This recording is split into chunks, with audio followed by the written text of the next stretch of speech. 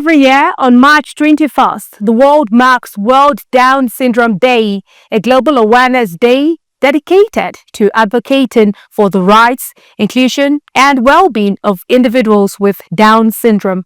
The date, 3/21, is symbolic, representing the triplication of chromosome 21, which causes the condition.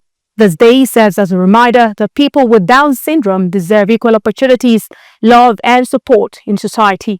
And joining us today to talk about Down syndrome, we have Dr. Chima Daberechukwu, a general practitioner.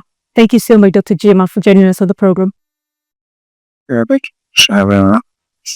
Now, despite growing awareness in some parts of the world, Nigeria is still facing challenges regarding education, healthcare access, and inclusion for individuals with Down syndrome. Many parents receive little information upon diagnosis, and myths continue to spread, making it harder for affected families to seek proper care. Now, Dr. Chima, how would you describe Down syndrome for our viewers? Okay, Down syndrome is already a medical condition that has to do with or a genetic disorder that has to do with the presence or having a presence of all or a proportion of the third chromosome that's chromosome 21. Now, the Down syndrome is also referred to as trisome 21, which is having chromosomes. We have pairs of chromosomes. So if we have an extra one, having a third chromosome in chromosome 21, that's a chromosome is with the condition to see as Down syndrome or trisome 21.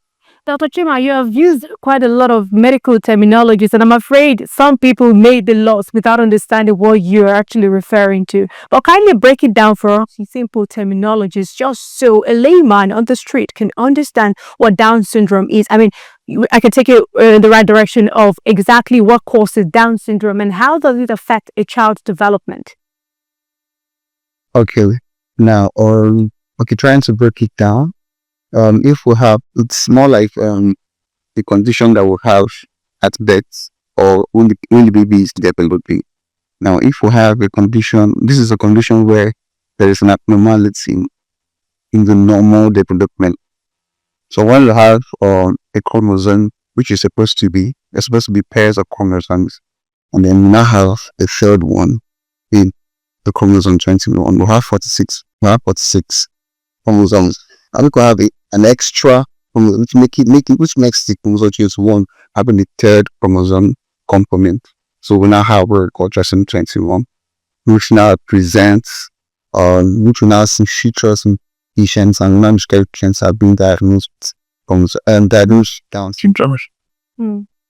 I'm still afraid I may be lost because we're looking at the causes. I know you talked about the number of chromosomes that may be present in a woman's body, but then again, is it a factor of a clash of chromosomes leading to Down syndrome? You did talk about it as a defect. I just want to clear the air on that. Now, when we want to during fertilization, the man meets the wife. The man meets the wife. The husband gives 23 chromosomes, while the wife donates 23 chromosomes, making it a pair of 46 chromosomes. Now, if there is a problem during development, where we have the sperm cells, there is probably an abnormality in the sperm cells or the egg cells. The sperm cells is donated by the husband, while the egg cells is the one donated by the woman. Now, if there is any abnormality that comes up during those periods of fertilization or during those periods of development, we can have when they eventually now come down to a fetus, we have a problem, or we probably have an abnormality in those Down syndrome we're talking about, particularly in 21. Now, we have them more common in women that are above 35 years. As the mothers are getting older in age, they are more prone to having children with Down syndrome. However, it is not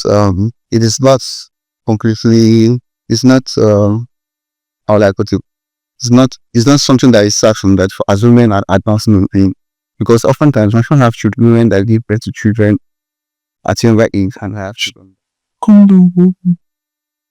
Dr. Chima, you have stated that this mostly occur when women advance in age. But then again, you did talk about the coming together of chromosomes from a man and that of a woman. And I recall you mentioned abnormalities. What causes these abnormalities during maybe the process of gestation? The chromosomes are coming together. I just want to know, why do we have abnormalities in the chromosomes? Well, there are new definite causes. We can't really pinpoint to say that it is the things that cause it. Yes, like I said, we mentioned one primary reason is advancing age, which is something we've been able to, as studies have shown, that it is the reason why we have children Down syndrome. However, there are no particular point that say that this is what causes it. So oftentimes, environmental factors or geographical locations can be disposed of, because we have similar more among Caucasians or among Asians than we have in the black groups.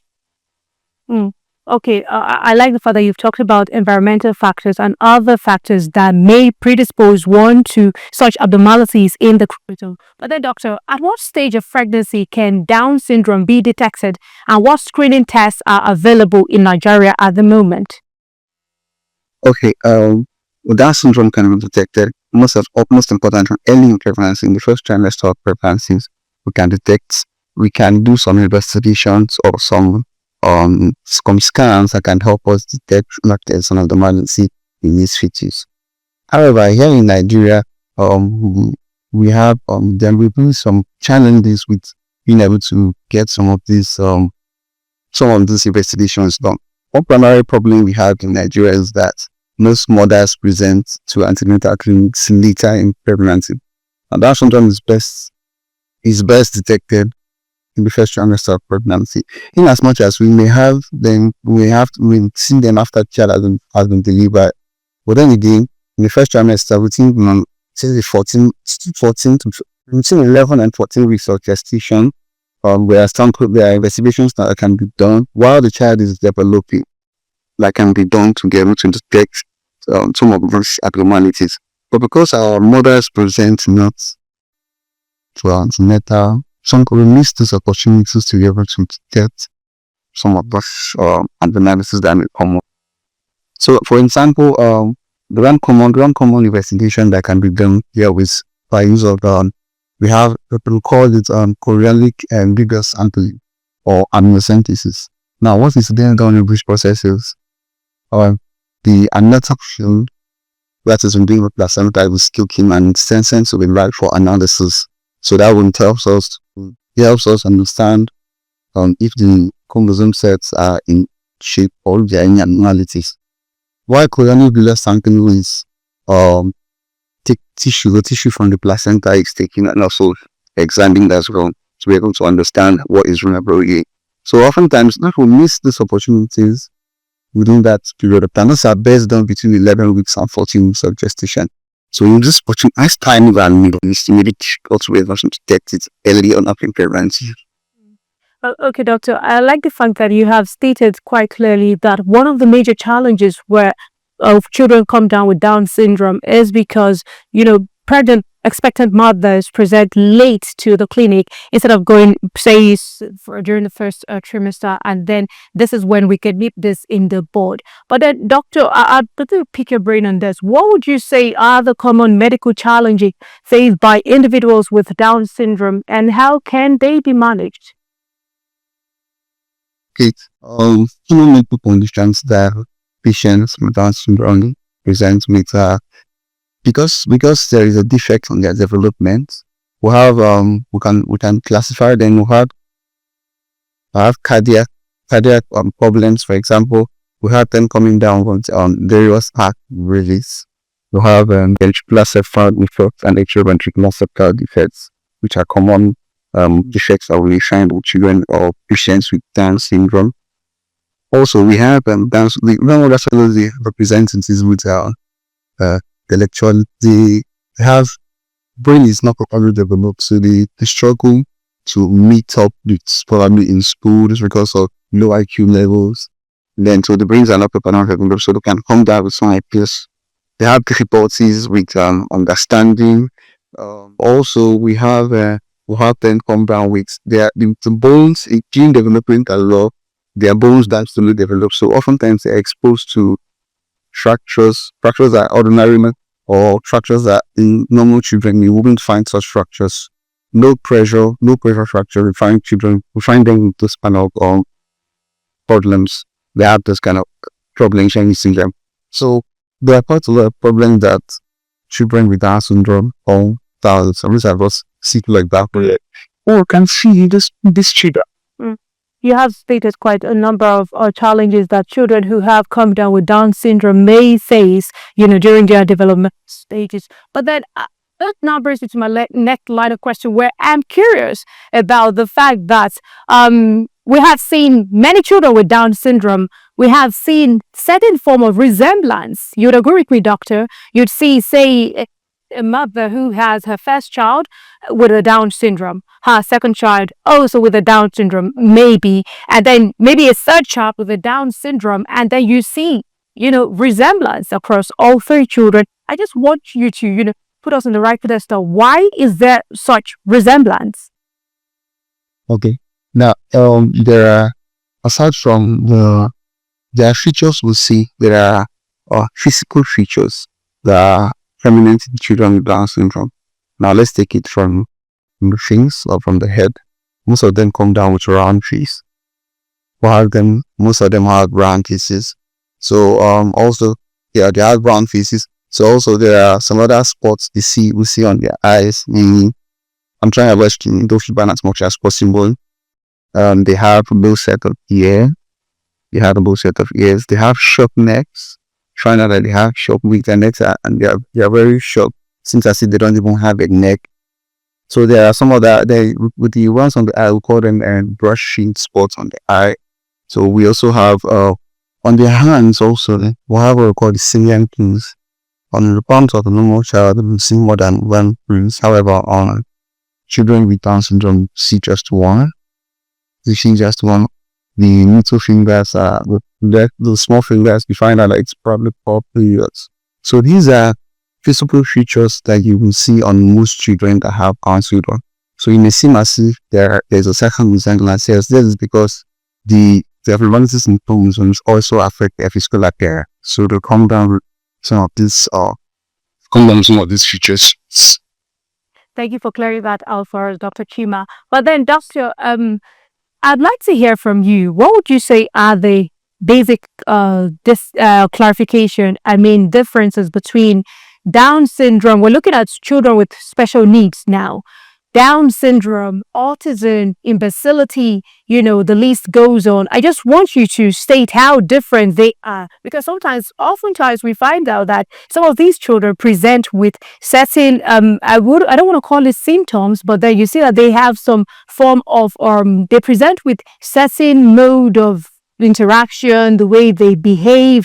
It's as if there is a spectrum of, their special needs children. It is expected to see this in this child and this in that other child, even if they both do not have the same special needs. Yes. When children with special needs, most particularly we have, for example, in Down syndrome, we have intellectual disabilities, which often can cause across most other genetic disorders that we have in children. So there are some, like you mentioned, where it's autism. Some of that we have Turner syndrome. So some of these diseases or genetic conditions come with a lot of differences. However, most of them, there are some similarities we find in some of these conditions. So we find out also that once in school, for example, these kids are unable to actually meet up with the expectations. Sometimes we find it difficult to understand what is kind of said in the normal class. So that is why you find out that some organizations or some individuals or some non-governmental organizations set up special schools for these children to be able to help them, because find out that they do not lay or do not move at the same pace with the other kids. So because of the deformities that may come down, they may need special care that would enable them to meet up as well, just the same with the other kids will. Doctor, earlier when we started the conversation, you did talk about the chromosomes presenting in a man and the woman who are intending to have children. But Doctor, what part of the myth that we've come to realize, to learn about Down syndrome would be that, I just want you to clear the air on this, would be that, I mean, I remember I have a neighbor who has children that all three of them, I mean, they are presenting with Down syndrome, and as a result of that, her husband left her and said, this is not in their family, it's not in their trade, it's not even in, he doesn't know where she got this children from. I mean, we see these cases this is Nigeria, this is Africa. I just want you to, put us in the right direction. Is it really a function of the woman or a fault of the woman that she is coming down with children who are presenting with Down syndrome? Or is it both, or is it more on the man? And is it like ignorance, and then the man is leaving and blaming both? Well, I think the major problem we have in Nigeria is there is some of our people are not truly educated. There is lack of health education to be able to sensitize parents or newly married couples on what they are supposed to expect. Now, it is not a function as much as we have a situation where advancing age of the mother can predispose them to having children Down syndrome. However, the genetic makeup of a child is not just from that of the mother alone; it comes from the father as well. Now, like I already stated, there were deformities in the sperm cells which the father removes. We can actually cause one of those genetic disorders. Also, if there are deformities from the egg, or that is the legs in us, but even when they eventually meet the sperm and egg cells during the course of development, there are some factors that may come up which were not clearly explained. I can give rise to these problems that come up. So it's not really a function of who is at fault or who isn't at fault. But I feel that most importantly, what we're supposed to do, I'm sorry about my light. What we're supposed to do is we should try it's the most important thing to help people to know about help them know about Down syndrome, what they're expecting to see, or what how parents can better manage it. Oftentimes, if we have good facilities that help us detect this early enough, we can help to be able to terminate these pregnancies early enough. That's why I said if they don't present early in pregnancies are well advanced, and then it's difficult to terminate them by the time they present for antenatal clinic. So it's not just the woman, it's both. It can come from both. Okay, Dr. Chima, you have cleared the air regarding that. So couples out there know that it's not a function of the man or the woman. As a matter of fact, it could be both or one of them. It doesn't have to be one particular gender. But then, Doctor, I just want to hear from you. You did talk about deformities. Apart from the environmental factors or other factors that could predispose, certain pregnancies and children who may come from such pregnancies to Down syndrome, you did talk about deformities in the egg or in the sperm. I just want to hear from you. Is there a way we can, figure out something around clearing up this deformity in the sperm or the egg cells? I just want us to, probably look at. Okay. Truth is, in society we find ourselves in, there are a lot of foods or things we consume or things we're exposed to that may have detrimental effects on our bodies. Exposures to radiations. Most of the foods we eat now are processed. We don't have a lot of foods that are refined. But some of those things in a large scale and contribute to some of these things we find. We don't have studies that have clearly stated that these are what are wanting to eat, because it could just happen. We could just have developmental disorder. It's not, it could just happen. So sometimes, and the most important thing is healthy living. If we can advocate for parents or even as young people to be able to eat right and provide, and there are less exposure to some of these recreations, and then all these fast food and ready-made foods, if we can dwell more on naturally produced fruits, can go a long way to help us avoid some of these or problems. I didn't treat about it. Okay, let me come back down to the developmental stages of the children who are already presenting with Down syndrome. I'd like to hear from you. What role does early intervention such as physiotherapy and speech therapy play in the development of a child with Down syndrome? Okay. Yes. Like I already see that most kids have intellectual disabilities. Reason being that the brain is not fully developed in those children with Down syndrome as you would have. Sometimes we have some of them haven't miniaturized the brains, the brains that are smaller. So oftentimes I'm trying to not be able to meet up with the other kids. So then we have teachers teach them at their own pace. The speech, you find out some kids with Down syndrome, even while they're growing up, find out they are unable to talk and to make natural sentences or even have meaningful conversations. But then when they are being amongst schools, or they are being put in special schools or schools for children born with Down syndrome, they are being taught at their own, and then gradually we may not come to a point where they are so wonderful. Do you understand? We may not have that we may not get to that point. However, there's a point where we can actually achieve, or we can actually make significant progress when they open in such schools.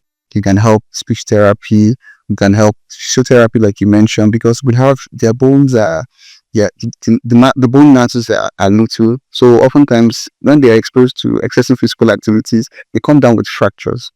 So when they are being molded or being taught how to talk or how to write, and how then the exercises they are being given, the exercises they are put through are the ones that are controlled.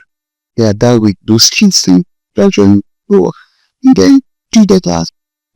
Doctor, I just want us to state the fact that we know, and you'd obey me, that there is the issue of discrimination in our society. You talked about earlier where health education is paramount and is one challenge that people of Nigerian origin or African origin may not really have access to, or are not even taken into cognizance. But then again, I'd like to hear from you in the area of discrimination. What advice do you have for people who may, some people may be discriminating against children with Down syndrome and also their parent without even know they are discriminating against them? What advice would you have for them, just so they know that this is not something that is out of the blues? It is a scientific issue and it has happened, and look for the way forward.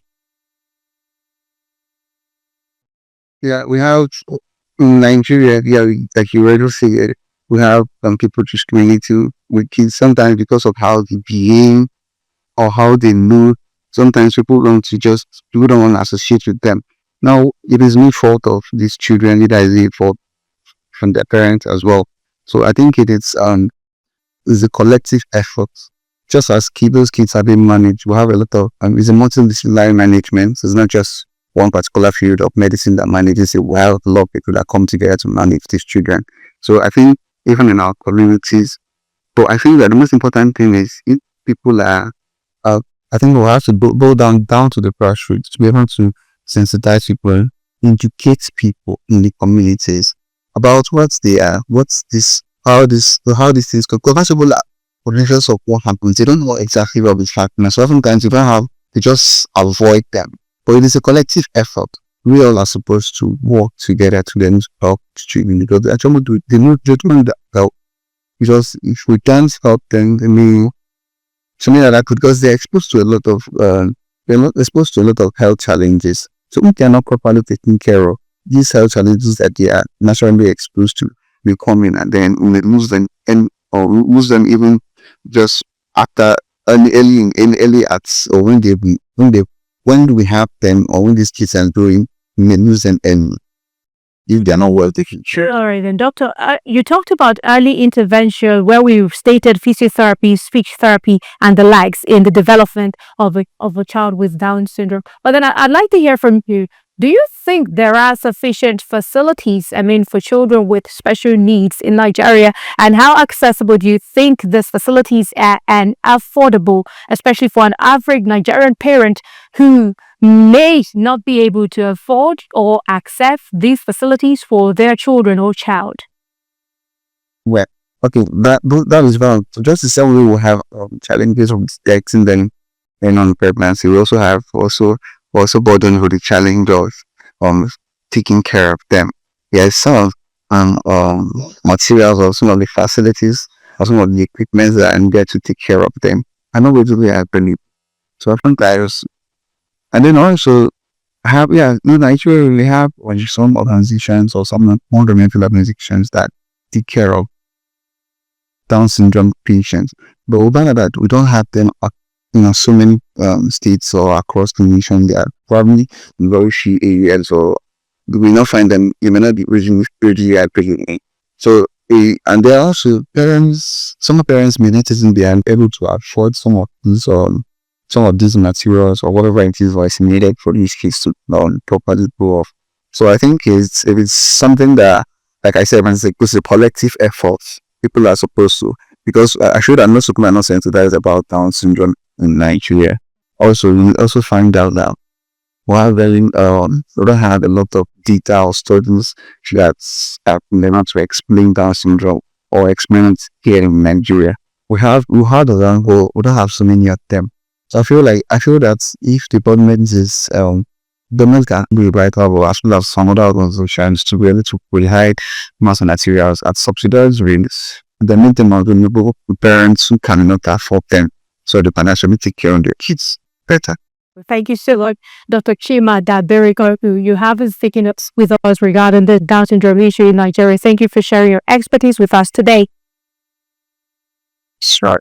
In conclusion, it's clear that with the right medical care, education, and societal support, individuals with Down syndrome can live fulfilling lives just like everyone else.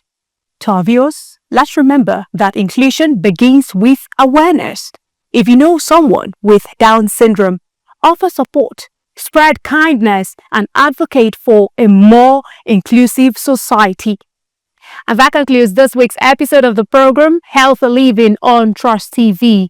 Remember to stay hydrated, stay safe, and stay moisturized. For comments, contributions, and suggestions, do well to follow all of our social media platforms and also download Trust TV mobile app across their respective stores. I am Aisha Salihu. Thank you so much for your time.